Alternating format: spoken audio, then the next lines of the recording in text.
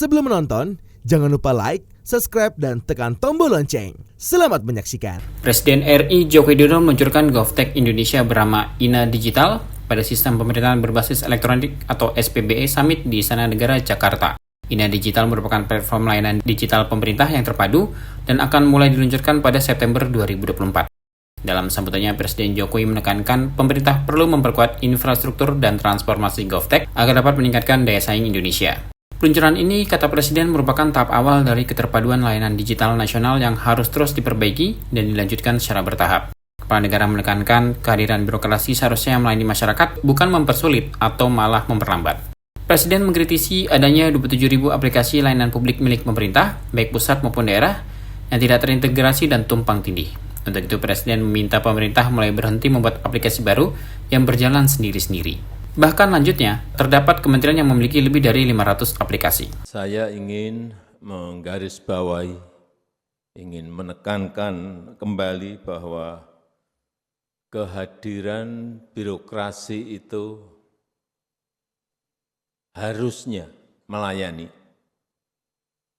bukan mempersulit dan bukan malah memperlambat. Sehingga seharusnya yang menjadi tolok ukur adalah kepuasan masyarakat, adalah manfaat yang diterima masyarakat, adalah kemudahan urusan masyarakat.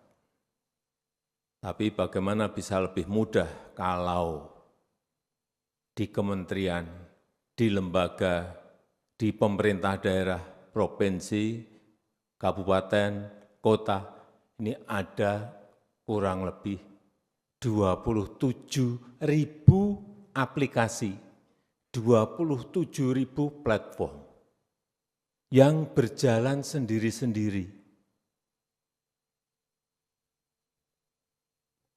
Yang kerjanya juga sendiri-sendiri.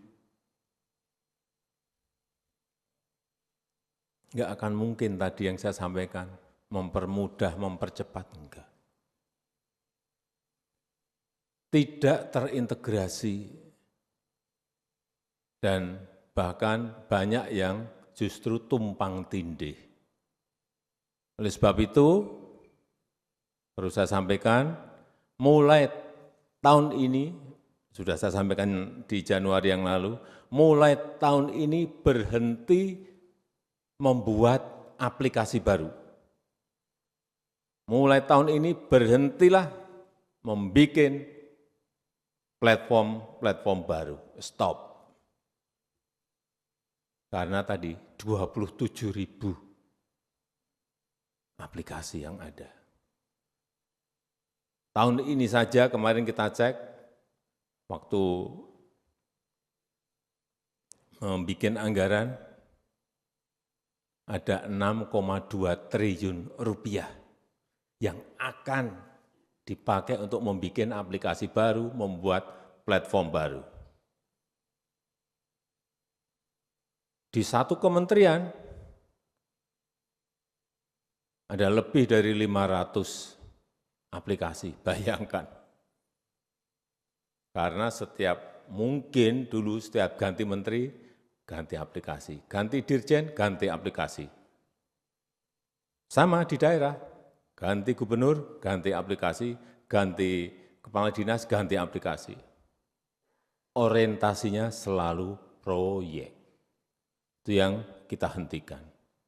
Dan tidak boleh diteruskan lagi.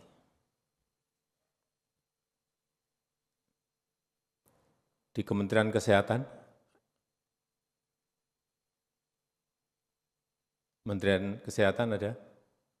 ada berapa aplikasi? 400. Bayangkan, satu kementerian 400. Saya enggak akan tanya yang lain, karena kalau tanya mesti lebih dari itu, banyak yang lebih dari itu.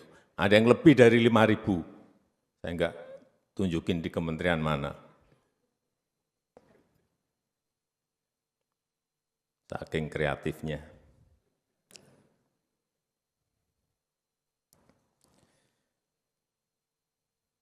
Jadi sekali lagi, Kementerian Kesehatan aplikasi sendiri, layanan pajak aplikasi sendiri, untuk layanan pendidikan aplikasi sendiri, semua. Kalau sudah ada yang baru, apa yang terjadi? Install lagi, isi data lagi, ruwet.